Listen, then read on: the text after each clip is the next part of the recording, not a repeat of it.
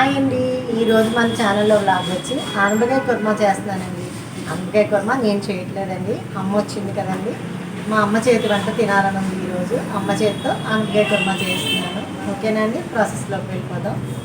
అంటే ఆనపకాయ కుర్మా చేస్తున్నానండి. స్పూన్లో ఆయిల్ వేసానండి.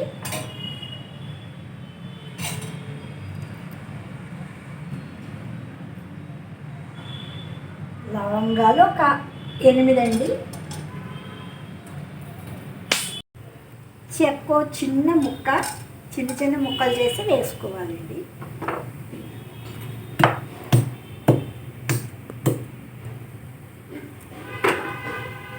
రెండు యాలకులు,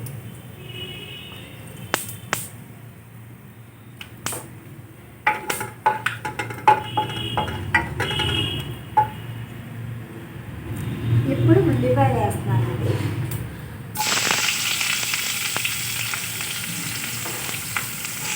మూడు ఉల్లిపాయలు కోసానండి. ఉల్లిపాయలు వేస్తున్నాను. పచ్చిమిరకాయలు కూడా వేసావుగా? 2 పచ్చిమిరపకాయలు పొడవుగా కోసేసావు ఉల్లిపాయలు. అవును, ఉల్లిపాయలు పొడవుగా కోసి 2 పచ్చిమిరపకాయలు కూడా చీల్చి వేసానండి. ఇది మగ్గాలండి. 2 నిమిషాలు మగ్గాలా? 2 నిమిషాలు మగ్గాలి. మగ్గిపోయిందండి, ఉల్లిపాయ మగ్గిపోయింది. ఇప్పుడు కొద్దిగా అల్లం వెల్లుల్లిపాయ పేస్ట్ కొంచెం చిన్న స్పూన్లో సగం,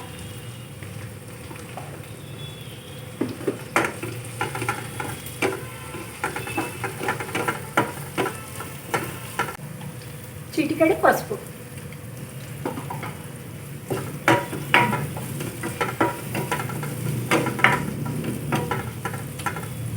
ఇప్పుడు ఆనపకాయ ముక్కలు వేస్తున్నానండి.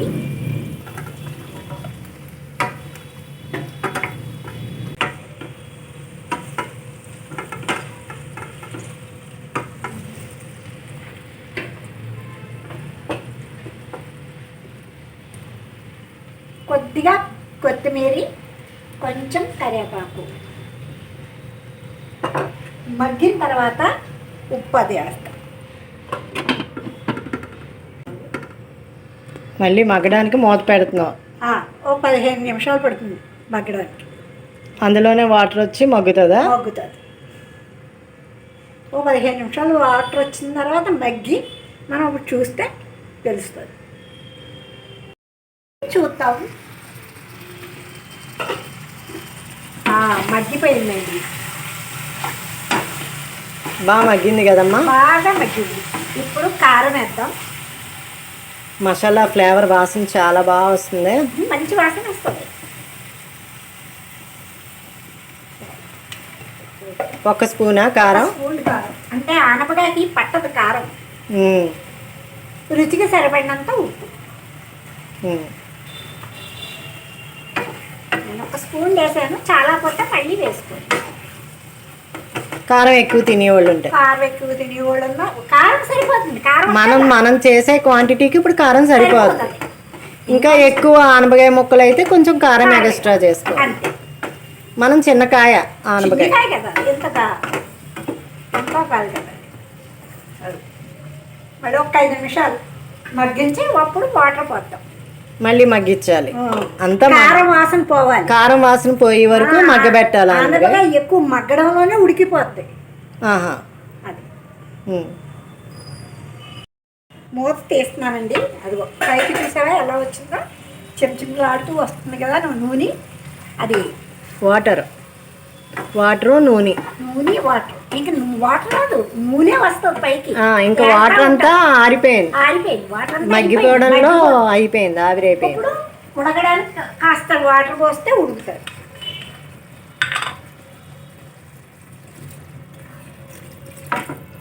ఎక్కువ వేయక్కర్లేదండి, కొంచెం వేస్తే చాలు. ఒక గ్లాస్ నీళ్ళు వేస్తే చాలు. ఒక చిన్న గ్లాస్ నీళ్ళు వేస్తే సరిపోతుంది. అంతే, మూత పెట్టేసుకోవడమే. అంతే. కాస్త కొత్తిమీర చల్లేసుకుంటే బాగా పడుతుంది.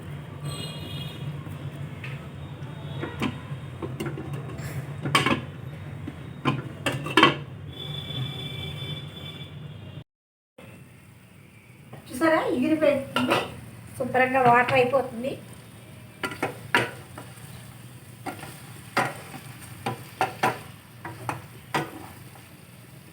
ముక్కు ఉడికిపోయిందమ్మా?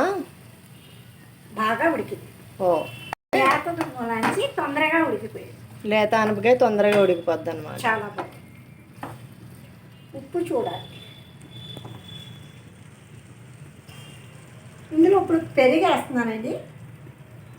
కొద్దిగా చిన్న కప్పుతో పెరుగు.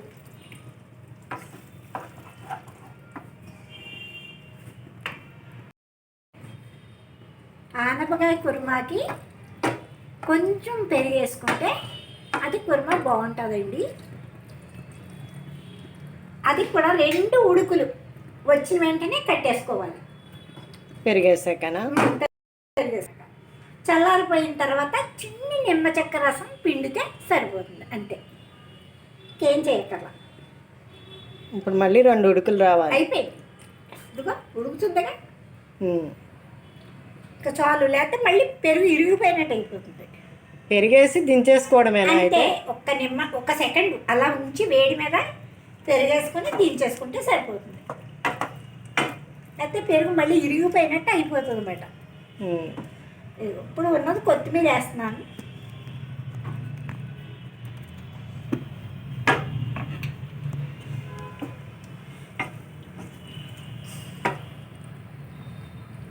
బాగా కూర చల్లారిన తర్వాత చిన్న నిమ్మ చెక్క రసం పిండి ఉంచుకుంటే చాలు. ఏదో చూసారా, నూనె పైకి తేలింది. పెరిగేసిన తర్వాత ఉడుకుతున్నప్పుడు నూనె ఎలా తేలిందో పైకి సరిపోతుంది. కట్టేస్తున్నానండి గ్యాస్. ఇంకా అయిపోయింది కూర. అయిపోయింది కూర. చల్లారాక నిమ్మకాయ పిండడం అంతే. చూపిస్తా. చల్లారు. ఇప్పుడు నిమ్మకాయ పిండుతున్నాను. అంతేనండి. ఇలా పిండుకుని ఒక్కసారి కలిపేసుకొని మనం బౌల్లో తీసేసుకోండి.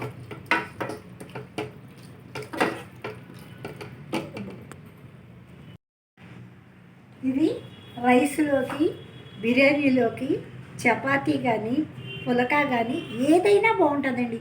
చాలా చాలా టేస్టీగా ఉంటుందండి. ఈ ఆనపకాయ కుర్మా అండి. ఇది చక్కగా చాలా టేస్టీగా ఉంటుందండి. ఎందులో తిన్నా కూడా చాలా టేస్టీగా ఉంటుంది ఆనపకాయ కుర్మా.